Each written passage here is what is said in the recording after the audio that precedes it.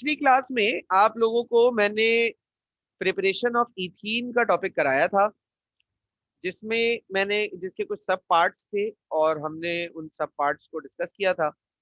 उसमें से एक सब पार्ट था by dehydrohalogenation of ethyl chloride. अच्छा, इस पार्ट को थोड़ा सा रिकॉल कर रहा हूँ, और रिकॉल करना थोड़ा जरूरी है, इसलिए रिकॉल कर रहा हूँ। इस पार्ट में क्या हुआ था? डिहाइड्रोहेलोजिनेशन का मतलब है कि किसी कंपाउंड में से हाइड्रोजन और हेलोजन में से किसी एलिमेंट का निकल जाना। ठीक है, जो भी हेलोजन लगा हुआ है, क्लोरीन, ब्रोमीन, आयोडीन में से, उनमें से किसी एक का निकल जाना। अच्छा, रिमूवल होता कैसे? हम कोई एक अल्काइल हैलाइड लेते हैं। ये जो कंपाउंड आप देख रहे हैं CH3CH2Cl, ये एक अल्काइल हैलाइड है जिसका नाम है इथाइल क्लोराइड। ठीक है, इस कंपाउंड का रिएक्शन मैंने करवाया एल्कोहलिक KOH से। एल्कोहलिक KOH से मैंने इसका रिएक्शन करवाया। तो alcoholic KOH is a dehydrohalogenating agent. इसने क्या किया? इस कंपाउंड में से क्लोरीन को निकाला K ने, और KCl बन गया। और जो ये OH था, इस OH ने इस बराबर वाले कार्बन में से हाइड्रोजन को निकालकर वाटर बना दिया। अब इस कार्बन बेचारे गरीब में से CH3 निकला था, इस कार्बन गरीब में से H निकला था। तो दोनों में एक एक बॉन्ड की कमी होने की वजह से दोनों ने आपस में डबल बॉन्ड फॉर्म किया था और इथीन बन गया। ठीक है ना? अल्फा कार्बन वो होता है जिसके साथ फंक्शनल ग्रुप लगा हो, यानी कि हेलोजन लगा हुआ हो, और बीटा कार्बन उसका पड़ोसी होता है। हाइड्रोजन बीटा कार्बन में से निकलता है, कार्बन जो है वो हाइड्रोजन जो सॉरी हेलोजन जो है वो अल्फा कार्बन से निकलता है। ठीक है भाई? तो ये तो मैंने पिछला कुछ रिवाइज कर दिया जो पढ़ाया था, उसमें से एक छोटा सा हिस्सा जिसका मुझे आज आपको पढ़ाना है। तो right the name and structure of alkyne which is yielded by dehydrohalogenation of following alkyl halides। ये 10 अल्काइल हैलाइड्स हैं, और इन 10 अल्काइल हैलाइड्स की हमें करानी है डीहाइड्रोहेलोजिनेशन, यानी इसमें से हाइड्रोजन और हेलोजन इनको रिमूव करना है। तो नतीजे में कोई अल्कीन बनेगा।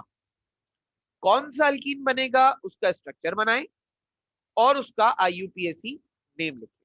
सवाल समझ में आ गया? यस।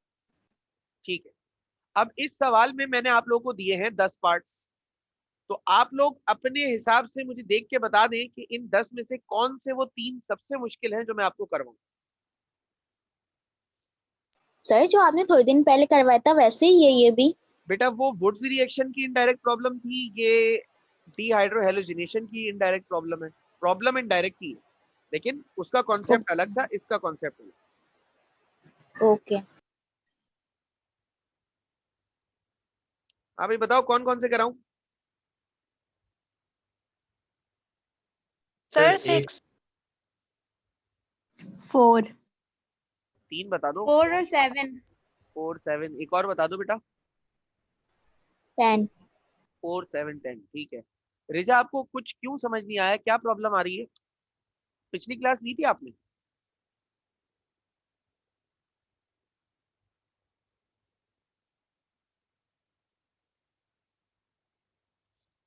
रिजा,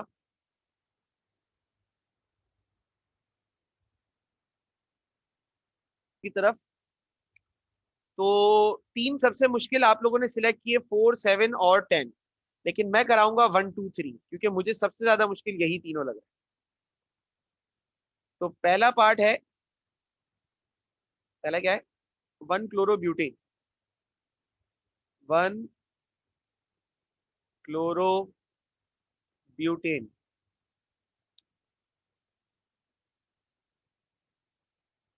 1 क्लोरोब्यूटेन। तो सबसे पहला काम जो आपने करना है वो इस 1 क्लोरोब्यूटेन का स्ट्रक्चर बनाना है। ब्यूटेन का मतलब होता है बेटा 4 कार्बन। तो आपने 4 कार्बन आंख बंद करके बना दिए। अच्छा, कह रहा है 1 क्लोरो, यानी कि पहले वाले कार्बन पे क्लोरीन लगा हुआ है। अब बाकियों के साथ हाइड्रोजन चिपका दीजिए, H2। ठीक है, और इसका रिएक्शन हमने करवाया एल्कोहलिक KOH के साथ। जब एल्कोहलिक KOH के साथ इसका रिएक्शन होगा तो अल्टीमेटली होना क्या है, देखो यहाँ पर ये वाला जो कार्बन है इसके साथ लगा है क्लोरीन, तो ये है अल्फा कार्बन, और ये वाला जो कार्बन है इसके साथ हाइड्रोजन है, मतलब ये अल्फा कार्बन के बराबर वाला है, तो ये है बीटा कार्बन। इस कार्बन में से निकालो क्लोरीन और के साथ बॉन्ड बना दो KCl। अब इधर क्या, जब के और Cl ने बॉन्ड बना लिया तो इस गरीब के पास क्या बचा, OH, और ये OH और इधर से निकलने वाला हाइड्रोजन मिलके बना देंगे वाटर।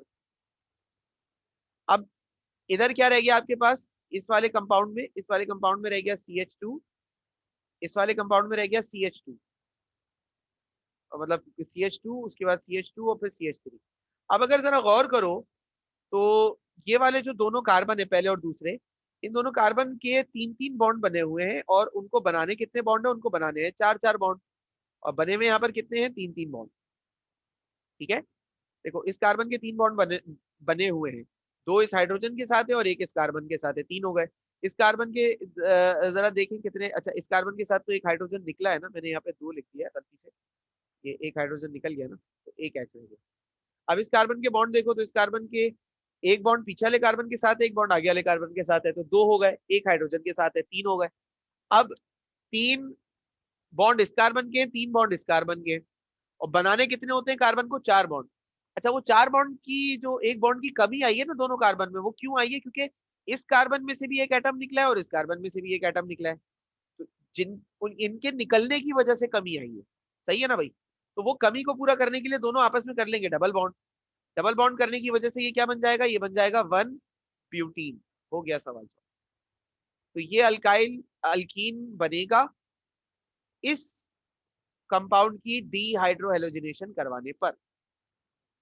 अब आ जाओ नंबर 2 पर। नंबर 1 क्लियर है, कोई सवाल कोई कंफ्यूजन इसमें?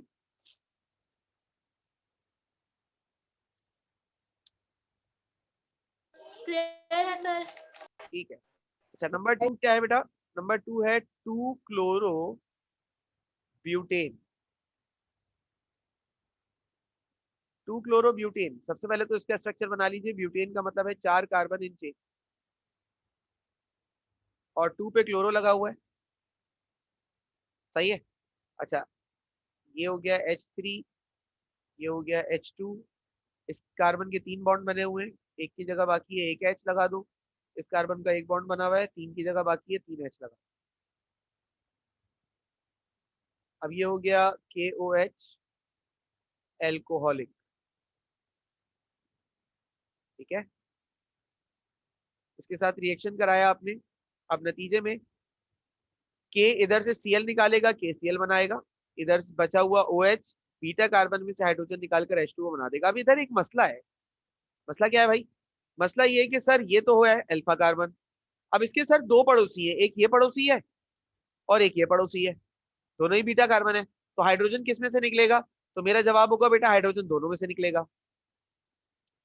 ठीक है, हाइड्रोजन दोनों में से निकलेगा, और 2 इसके अंदर आपके पास अल्काइल हैलाइड बन सकते, अल्कीन्स बन सकते हैं। कौन कौन से 2 अल्कीन्स होंगे जरा देखिएगा, देखो इस वाले स्ट्रक्चर में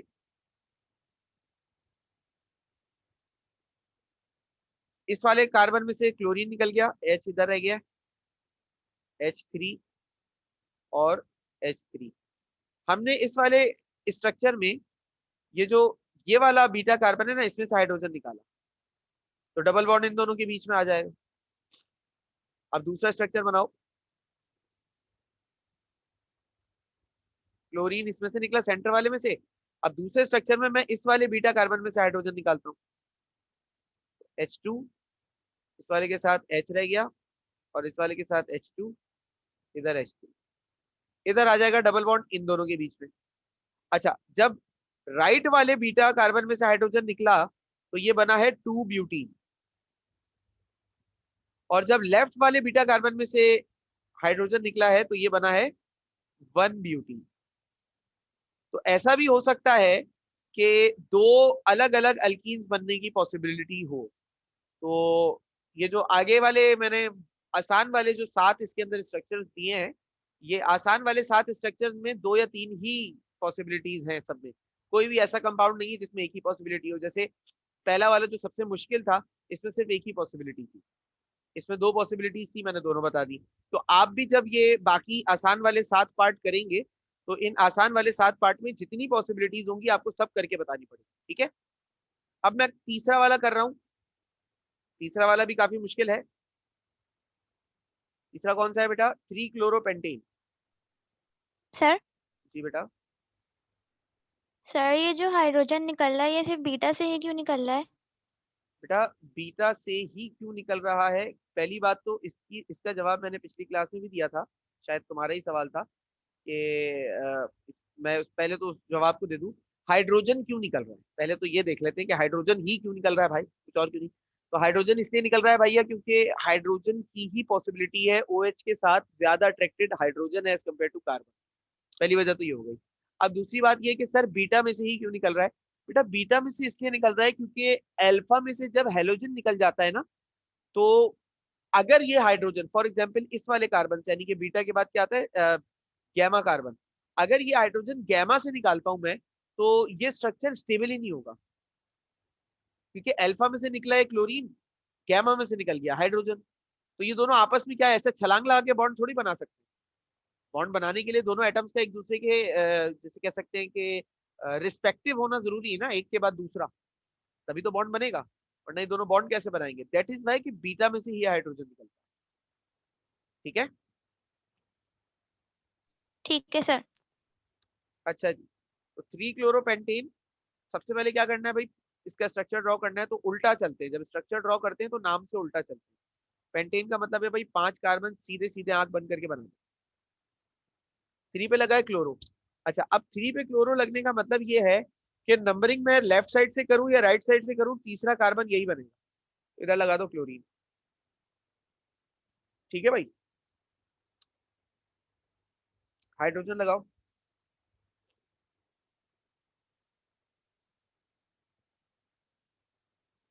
सर अगर हमें 4 बोलते तो हम कहाँ लगाते हैं? 4 बोलते हैं तो फिर किसी एक साइड से नंबर करते हैं ना बेटा, मतलब हम कंसीडर करते हैं कि नंबरिंग यहाँ से कर रहे हैं। वैसे 4 इसमें पॉसिबल नहीं है, ये बात मुझे भी याद आई, 4 तो इसमें पॉसिबल ही नहीं है ना। 4 इसलिए पॉसिबल नहीं है ओके। कि अगर आप इधर मान लो 4 बोलते हैं इसको, तो वो 1 2 3 4 यही नंबरिंग ही गलत होती। नंबरिंग वहां से करते हैं जहां से अटैच ग्रुप करीब होता है, तो करीब तो यहाँ से ना 1 2 2 पर आएगा, तो इस वजह से 4 तो पॉसिबल ही नहीं है।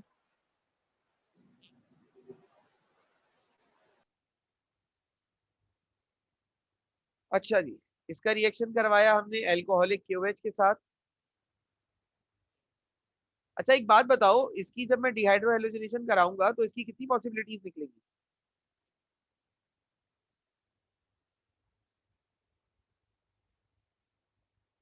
दो निकलेंगी। 2 निकलेंगी, ठीक है।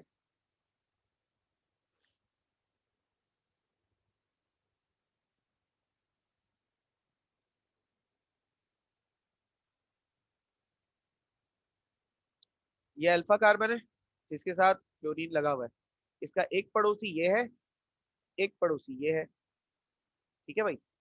चलो अब रिमूवल शुरू करते हैं। 5 कार्बन है भैया, तो इधर से निकला क्लोरीन, और मान लेता हूं अभी राइट वाले में से निकाला हाइड्रोजन, इधर आ जाएगा इन दोनों के बीच में डबल बॉन्ड, जहां से क्लोरीन और हाइड्रोजन निकलते हैं उन्हीं दोनों के दरमियान डबल बॉन्ड बनता है, याद रखना, ठीक है भाई।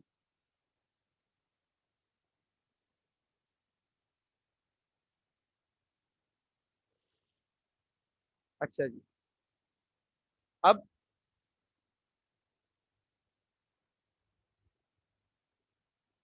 मैं निकाल रहा हूँ लेफ्ट वाले कार्बन में से हाइड्रोजन, यानी कि इसमें से हाइड्रोजन निकाल रहा हूँ, तो इधर H2 थे, एक निकल जाने पर इधर कितने रह गए, एक H रह गया, सही है। इन दोनों के दरमियान आ गया डबल बॉन्ड।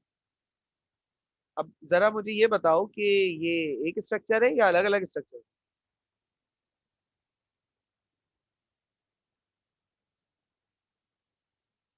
एक स्ट्रक्चर है। कैसे? एक में बॉन्ड यहाँ है, एक में बॉन्ड यहाँ अलग अलग है है। सर, नाम चेंज हो जाएगा। इसका नाम 3 ब्यूटीन होगा और इसका नाम जो है वो 2 ब्यूटीन होगा, ऐसा ही है ना? Yes sir. अलग अलग ही स्ट्रक्चर हुए, एक जैसे कहाँ हुए बेटा? अच्छा, ये कौन कौन कह रहा था वैसे कि ये अलग अलग है? तो मुझे ये बताएगा किस किस के दिल में ये ख्याल था कि ये एक ही है? कोई एक भी नहीं है। मुझे किसी की असल में आवाज आई थी, इसने कहा था ये एक ही है। नहीं मतलब ये तो तुम लोग बताओ ना, मैं तुम लोगों से पूछ रहा हूँ, तुम उल्टा मुझसे ही पूछ रही हो। नहीं मतलब चेन सेम है लेकिन IUPAC नेम डिफरेंट है, तो डबल बॉन्ड की वजह से नाम डिफरेंट हो जाएंगे। ऑब्वियसली डबल बॉन्ड आगे पीछे होता है, इतने सारे IUPAC करने के बाद तुम ये सवाल पूछ रही हो। जब डबल बॉन्ड आगे पीछे होता है तो कंपाउंड चेंज नहीं होता क्या? तो ये फिर आइसोमर के रहेंगे क्योंकि स्ट्रक्चर डिफरेंट हो गया। ऑब्वियसली आइसोमर कहलाएगा। कौन से आइसोमर? ये चेन पोजिशनल आइसोमर कहलाते हैं, सॉरी। क्यों, इसमें तो फंक्शनल ग्रुप नहीं। डबल बॉन्ड भाई तो है सर ना। नहीं समझ में आया। क्या समझ नहीं आया बेटा? तुम फंसी तो कहाँ जाकर? पोजीशन तो फंक्शनल ग्रुप की चेंज होती है। तो बेटा यहाँ पे ये डबल बॉन्ड फंक्शनेटिंग ग्रुप की तरह काम करता है अच्छा ना? हाँ हाँ हाँ हाँ, सही सही सही सही, हाँ, ठीक है। शुक्र शुक्र। तो ये दोनों कंपाउंड एक जैसे नहीं है, अलग अलग। सिर्फ फिजा ने एक्सप्लेन किया कि ये दोनों कंपाउंड एक ही है, और बाकी सब यही कह रहे हैं कि अलग अलग है। मतलब मेरा ऐसा दिल कर रहा है पर्सनली, मैं एक मिनट जरा ये हुए तुम लोगों को, लेकिन तुम लोग ऐसा भंड अभी कर रहे हो, चैप्टर 7 से निकले नहीं हो बाहर अभी। मतलब एरोमेटिक तक तो गए नहीं हो, अभी एलिफेटिक के दूसरे ही फैमिली पर आए हो, तो तुम लोगों ने इतना बड़ा भंड मार दिया। अल्लाह खैर करे जब तुम लोग आगे बढ़ोगे तो क्या होगा। ये दोनों कंपाउंड बेटा एक जैसे ही हैं। दोनों कंपाउंड में डबल बॉन्ड जब इधर लगेगा तो करीब इधर से पढ़ना शुरू हो जाएगा, तो नंबरिंग इस तरफ से होगी। इधर से करूंगा तो नंबरिंग गलत हो जाएगी लेफ्ट साइड से। अगर डबल बॉन्ड यहाँ लगा है तो डबल बॉन्ड करीब लेफ्ट साइड से पड़ रहा है, राइट साइड से नंबरिंग करूंगा तो गलत हो जाएगी। तो दोनों ही सूरतों में ये कंपाउंड एक ही है। मुझे जवाब सिर्फ फिजा से मिला, फिजा ने बिल्कुल सही जवाब दिया था, और बाकी सारे के सारे नालायक और निकम्मे होते जा रहे हैं आहिस्ता आहिस्ता। ऑनलाइन क्लासेस की वजह से तुम लोगों को लगता जा रहा है जंग। और सिर्फ ऑनलाइन क्लासेस की वजह से नहीं, पढ़ने वाला ऑनलाइन भी पढ़ सकता है। आगे मुस्तकबिल करीब में पढ़ना तुम लोगों ने ऑनलाइन ही है, लेकिन अभी पढ़ने में तुम लोगों को मौत आ रही है। क्या करोगे तुम लोग बड़े होकर? अभी पढ़ लो ढंग से, आगे के हालात अच्छे नहीं है। अभी हम पढ़ा रहे हैं, तुम्हें दिल लगा के पढ़ लो।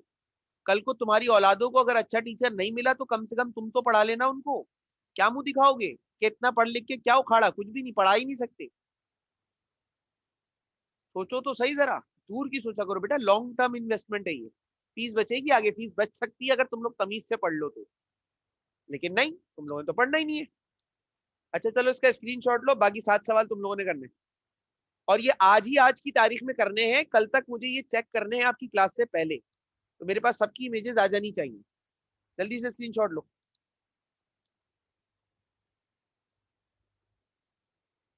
सर मैं आपको कल दे दूं? हाँ तो कल क्लास से पहले पहले दे देना। कल भी मुश्किल ही होगा, पता है मेरे हाथ में लगी हुई है, मैं लिख नहीं सकती। ओ हो, हमें अफसोस हुआ, किसी और से लिखवा लेना।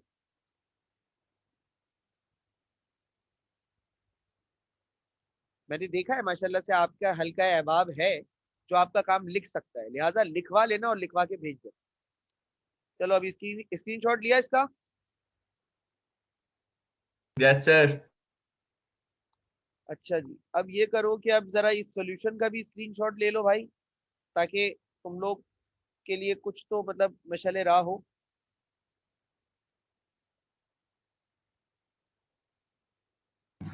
सर और नीचे करें। ये ले लिया? जी सर। चलो अब ये तीसरा वाला केस है, इसकी भी ले लो। इसको मैं यहाँ लिख सर देता हूँ ये जो बहुत दूसरा सारी। वाला है, हाँ ये दोनों डिफरेंट है ना, 2 ब्यूटीन और 1 ब्यूटीन? माशाल्लाह, जी बेटा ये दोनों एक दूसरे से सर भाई, बेटा मैं क्या कह रहा हूँ, मैंने सर भाई माशाल्लाह कहा। बता देना। मैंने यही तो कहा बेटा, एक दोनों दोनों दूसरे से डिफरेंट है। माशाल्लाह बोलने के बाद मैंने आपके सवाल का जवाब दिया। नहीं मतलब चेन सर चेन सेम है लेकिन IUPAC नेम डिफरेंट है ना, जी आइसोमर कंपाउंड कहलाएंगे ना ये। जी बिल्कुल आइसोमर कहलाएंगे, फंक्शनल ग्रुप पोजिशनल आइसोमर कहलाएंगे, और ये दोनों कंपाउंड एक दूसरे से अलग हैं in terms of properties. In terms of formula ये दोनों कंपाउंड एक जैसे हैं और ये दोनों बिल्कुल आइसोमर ही कहलाएंगे बेटा। और आप यही बात सही कह रही हो, तुम कंफ्यूज क्यों हो रही हो? सही कह के कंफ्यूज हो रही हो, पता नहीं क्यों। भाई आप कर रहे हैं कंफ्यूज, ये मैंने सेम नहीं है किया। डिफरेंट है। ये डिफरेंट है, डिफरेंट कंपाउंड है ये, मतलब इन एक मतलब मॉलिक्यूलर फॉर्मूला सेम है जी, कंपाउंड अलग अलग। तो कंपाउंड सेम होंगे। बेटा कंपाउंड सेम नहीं होंगे, आइसोमर पढ़ा तो है ना चैप्टर 6 में, क्या हो गया? आइसोमर पढ़ा था ना, जिसमें मॉलिक्यूलर फॉर्मूला एक जैसा होता है बट स्ट्रक्चर अलग होता है। स्ट्रक्चर के अलग होने से डेफिनेटली कंपाउंड अलग ही होगा ना बेटा, मैं ये चीज कह रहा हूँ। अच्छा सही सही। तुम्हें तो बंदा किचन की मिसाल भी नहीं दे सकता, खाना वाना तो कुछ बनाना आता नहीं है तुमको। सर ये बात यहाँ क्यों बोल दी आपने, वो भी रिकॉर्डिंग पे? ओहो सॉरी सॉरी, मैं एक मिनट रिकॉर्डिंग बंद करके बोल देता हूँ बेटा।